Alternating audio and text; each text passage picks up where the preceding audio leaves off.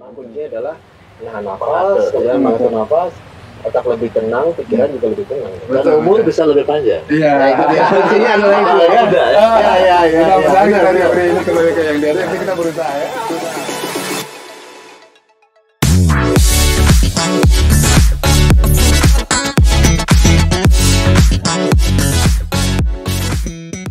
Selamat pagi, kita berada di Warung Ole ya. Jadi untuk podcast Gaya Hidup 50 Plus. Kembali dengan Bro Agung dan Bro Bayu. Selamat pagi. Selamat datang Bro Agung. Bro Bayu, Bro Bayu. Ini ketemu lagi kita lanjutan yang kemarin ya. Ya, dari hutan di Pupuan sekarang ke perkotaan di Denpasar. Betul. Ya, tanpa sehat dan menginspirasi terus deh Bro Agung. Ya, masih sehat, syukur kita semua masih dalam keadaan sehat. Oke, sebelumnya kita bicara awet muda dan hidup sehat, ada pola makan, ada pikiran dikelola, dan juga ada pernapasan.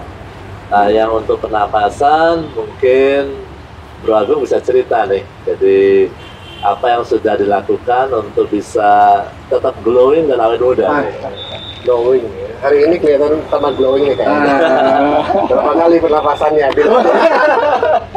Jadi benar ya, kemarin kita sudah bicara tentang eating, diet dan sebagainya. Mungkin sekarang topik kita pernapasan ya. Jadi ya sekali lagi saya bukan expert ini ya, kita sharing aja ini ya. Jadi disclaimer on ini, silakan kental dengan dokternya dan sebagainya.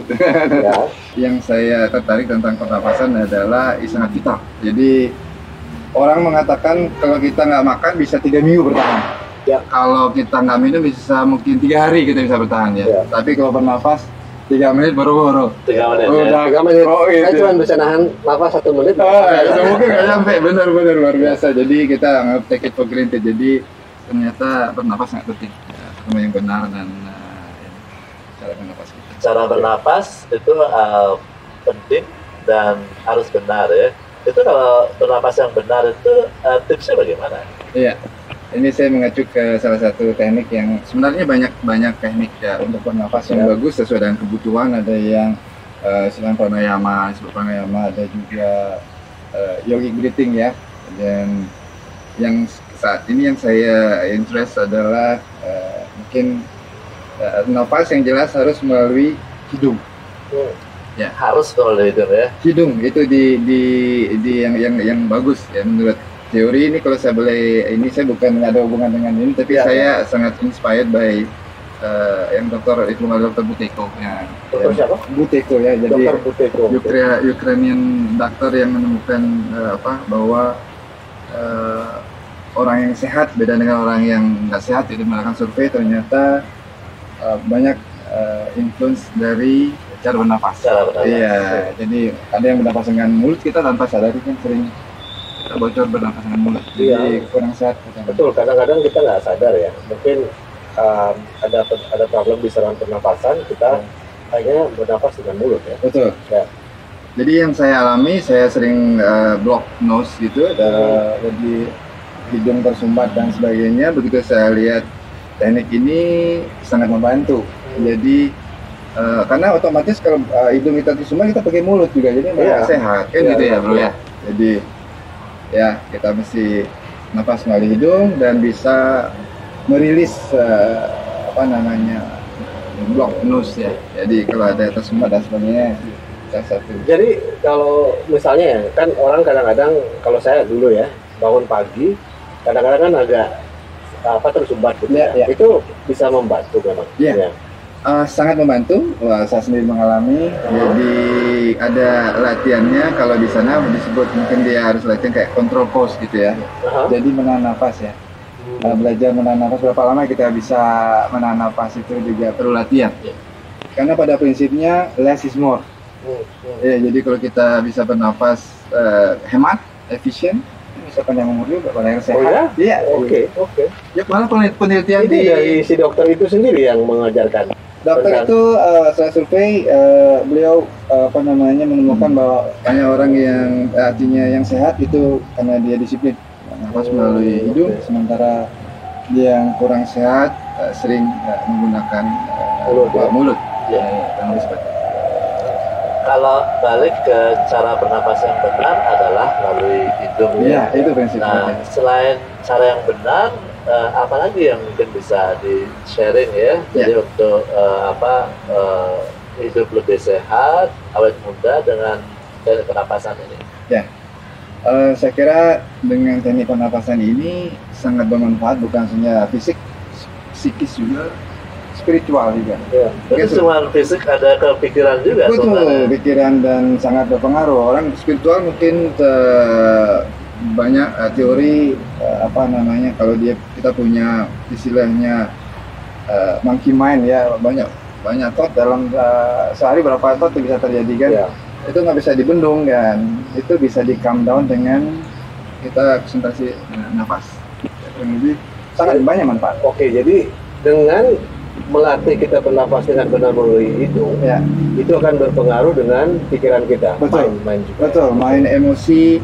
Orang yang terkena panic attack itu juga biasanya kan orang yang marah mungkin nafasnya pendek-pendek dan betul tidak ya?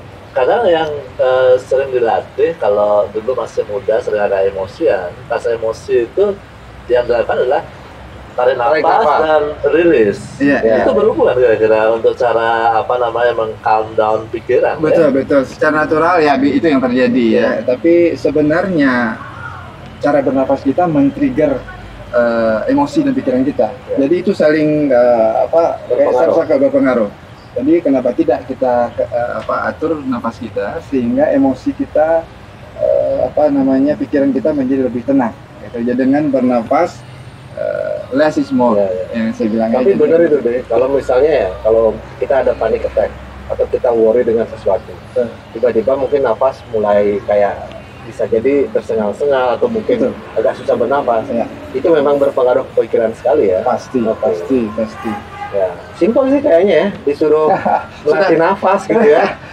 Kita anggap ini sepele loh ya, terus terang aja karena kita tiap hari bernafas itu istilahnya tanpa kita sadari kita bernafas kan. Betul. Tapi ini kan kita benar-benar konsentrasi melatih. Nah, kalau pelatihan ini, kalau menurut saran Bro Agung nih, berapa kali kita sehari? Pagi, siang atau gimana? Betul. Ya. Mungkin disarankan bareng 3-5 kali latihan pernapasan.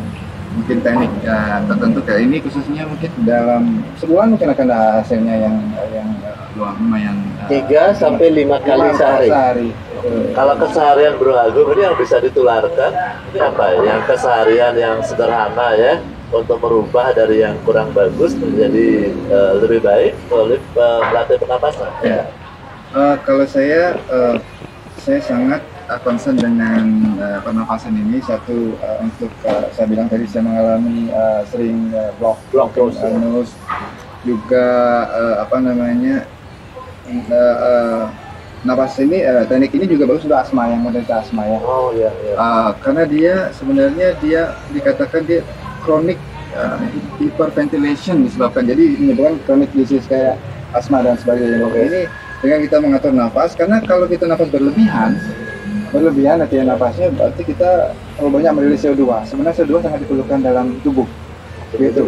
CO2 dan O2 sama kalau menurut saya teori dibutuhkan kurang lebih 5,5% sampai 6,5% dalam tubuh. Ya. Sehingga kalau kita menapas banyak dan akhirnya kita juga harus melepaskan juga banyak sehingga banyak CO2 yang keluar. Karena CO2 dalam tubuh secara teori katanya itu akan esensial untuk merilis O2 yang dari hemoglobin. Jadi itu yang membuat kita sehat. Kalau saya secara spiritual juga menenangkan pikiran, menenangkan emosi.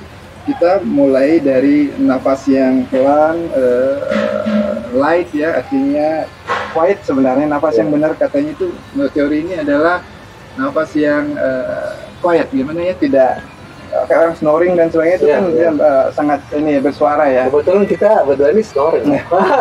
Itu mungkin boleh coba nih. Harus coba deh kayaknya. Iya. Mungkin harus coba ya. Ada pengalaman kapan hari kita ada bisnis trip dan kebetulan di akomodasi tersebut hanya ada deluxe room, dan ada twins room. Dan Bro Bayu sangat kecewa karena kebetulan kita satu ruangan ya, dan sangat tidak nyaman snoring ya. Karena saya selalu begitu. Jadi kalau misalnya bisnis trip misalnya kan sama teman atau sama kolega gitu, saya worry dia akan terganggu karena beberapa hal memang terjadi karena saya snoring. Terus dia bilang, oh jangan takut, saya juga snoring ya. Jadi ya itu memang salah satu hal yang memang harus kita pikirkan ya untuk latihan pernapasan. Karena di Trisandia pun kan ada ya, asana, pranayama. Ya, jadi mulai nafas diatur ya. Jadi betapa tahapannya itu sebelum ke mulai puja itu ada melatih napas ya, dulu ya, sebenarnya. Biar menenangkan mungkin ya secara mungkin ya, nggak semua orang memperhatikan bahwa di Trisandia itu juga ada tahapan itu. Pada saat pranayama kita memang disuruh menarik nafas, kemudian mengembuskan. Setelah itu baru kita melakukan puja kan, begitu. Ya, lebih kusuk dan lebih ini ya. Cuman ini lebih mendalami lagi ya, pranayama spesifik itu. Ya. Kalau misalnya yang kita bicara untuk umum ya, jadi kita nggak spesifik ke satu religion. Ya. Jadi apa tips yang bisa dibagi? Karena pranayama yang secara salah satu belief itu juga bisa apply untuk yang lainnya. Ya. Saran Bro Agung apa nih? Saya kira pernapasan ini sangat universal, jadi tidak mengacu pada agama tertentu ya. Kebetulan kalau memang ada di yogic breathing ya, di pranayama mungkin di satu agama, tapi secara universal bahwa pernapas yang tidak bersuara mungkin halus dan juga pelan dan deep breathing disebut.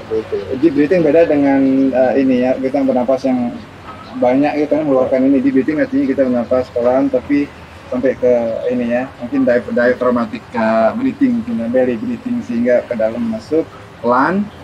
Jadi irit. Jadi malah ada yang mengatakan penelitian bahwa orang yang panjang umur itu di samping memang dia less eating katanya, setelah melakukan survei, less eating di sepanjang umur, dia biasa less eating dan juga less breathing. Jadi kita hemat-hemat lah. Irit sebetulnya. Makan sama irit bernapas itu panjang umur sehat dan gitu ya. Saya kira luar biasa ya gitu. Tentunya kita nggak perlu ini boros. Betul ya. Kalau hubungannya pernapasan dan spiritual ada tips nggak Bro? Sangat. Dengan kita bernafas yang benar, konsentrasi ke nafas, fokus ke nafas, bisa menenangkan pikiran kita sehingga pada akhirnya kita bisa membuat keputusan yang bagus, happiness dan sebagainya bisa tercipta seperti itu dan sangat ini bermanfaat. Kalau exercise sederhana yang bisa dicoba oleh audiens mungkin apa yang sederhana yang artinya kan kalau kita bicara bernapas, spiritual, meditation, kok kesannya agak sedikit susah ya. Abstrak mungkin ya. Gimana secara ini saya bukan trainer atau apa, tapi yang saya pernah tahu lah ya, sudah mempraktekkan dan membuktikan ya hasil. Testimoni.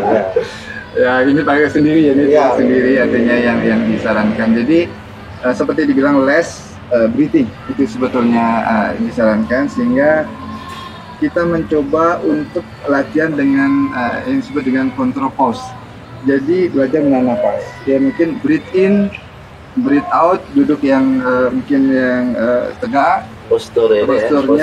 Terus setelah kita let breathe in, ini saya mengutip dari Patrick McKeown yang juga ngajar tentang Butiko ini.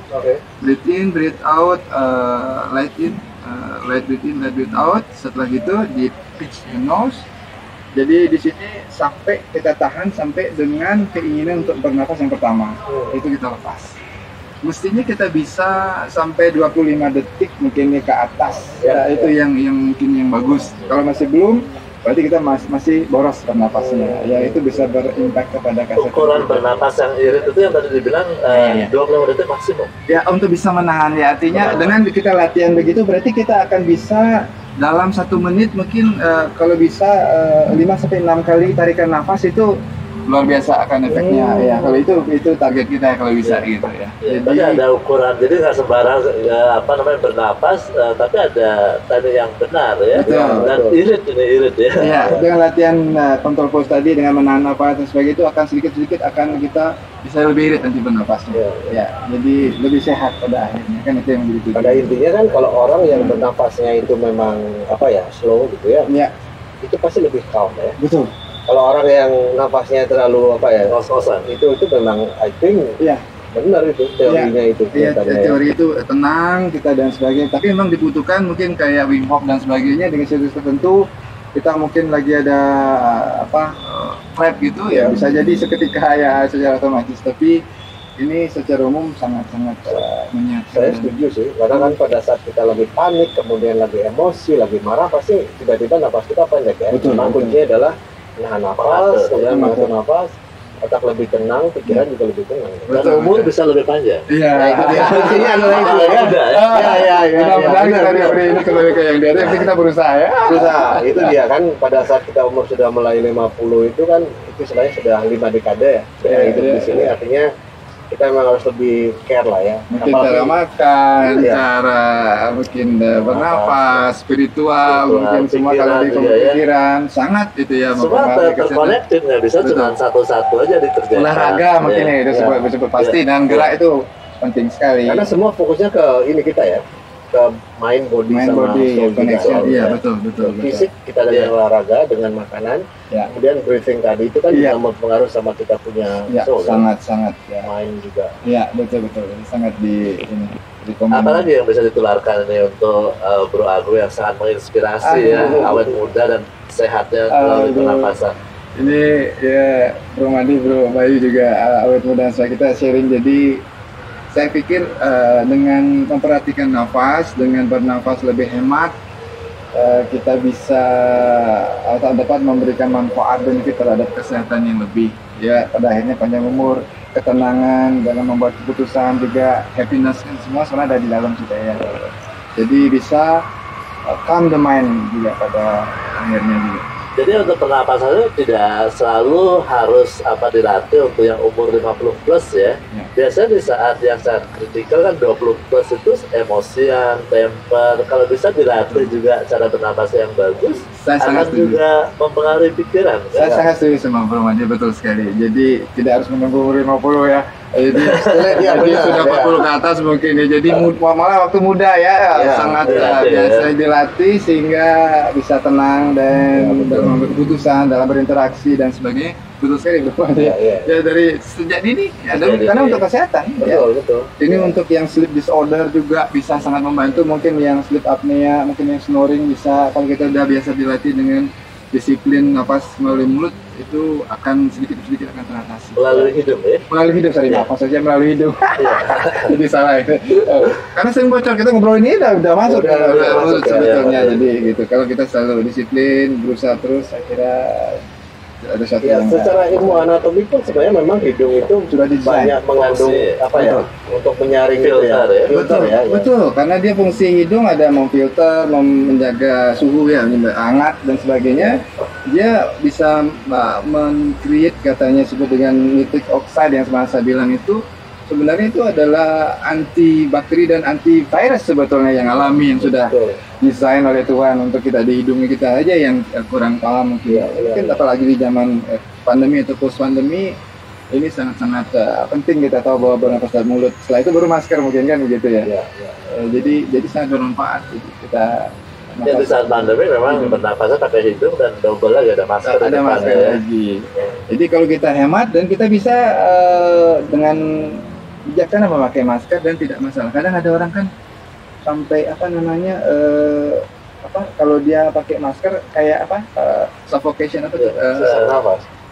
sesak bernapas. Iya, sesak dan sebagainya karena dia boros mungkin dalam bernapas. Dengan latihan begini kita nyaman aja pakai masker. Itu salah satu benefitnya juga. Ada rekan saya juga bercerita bahwa dia itu senangnya pakai masker double. Bahkan juga sampai 3. Cuman karena dia yoga practitioner, dia bilang aku nggak masalah. Betul. Kalau saya bilang kalau saya satu ya sudah sudah membuat challenge gitu ya. Jadi memang harus nggak nyaman ya juga ya, kan merasa apa ya istilahnya nggak bisa inilah nafas ya. Memang kekhawatiran kadang-kadang membuat apa ya di saat pandemi orang memprotek untuk pakai kalau bisa 2 masker, 3 masker, kalaupun 4 mungkin akan dilakukan kalau itu memang harus untuk menjaga supaya tidak tertular. Betul. Ya, jadi penting sekali. Jadi kita take it for granted kita nafas, tapi kita kurang memperhatikan cara nafas yang baik dan benar sehingga memberikan benefit yang bagus. Yang banyak. Kalau bisa di summary, jadi kan kita flashback ke podcast sebelumnya kan ada pola makan, pola bernafas, pola berpikir, mata pikiran dan bernapas. Kemudian dibalik ke bernapas dulu baru berpikir ya korelasinya ya. Saya pikir bisa di trigger dari nafas yang benar sehingga menjadi bagus tenang ya pikiran tenang ya. Karena itu saling feeding dia. Ya, jadi nafaslah yang dia terkoneksi semua nggak bisa ambil satu-satu ya. Semua satu one package untuk bisa awet muda dan glowing ya. Dalam berolahraga juga kalau nafas melalui hidung dan sebagainya bisa maksimal. Bisa melakukan workout dan sebagainya. Karena kalau kita olahraga itu kan memang harus ada konsentrasi ya. Atur nafas, konsentrasi itu sudah sangat mendukung pola yang tadi kita sampaikan itu. Betul sekali. Menarik sekali kita hal simpel loh ya, nafas ya. Kalau bisa tips sederhana yang mau disampaikan ke audiens untuk bisa mengcopy lifestyle yang Bro Agung yang tetap semangat, awet muda dan hidup sehat apa nih untuk yang teknik pernapasan yang mau dibagi? Ya, jadi less breathing, latihan mungkin control pose sehingga kita bisa lebih hemat dalam bernapas. Terus fokus ke nafas ya. Dan melalui hidung sebisa mungkin disiplin. Itu sangat simpel, kelihatannya tapi manfaatnya luar biasa fisis yang saya sarankan. Oke, baik. Terima kasih Bro Agung, Bro Bayu untuk sharingnya di Gaya Hidup 50 Plus. Sampai jumpa di podcast berikutnya dan selamat Bro Agung, ada tugas jauh tampaknya ke luar ya untuk menginspirasi. Good luck ya. Bisa menginspirasi juga di tempat lain ya. Mudah-mudahan. Terima kasih. Salam sehat selalu.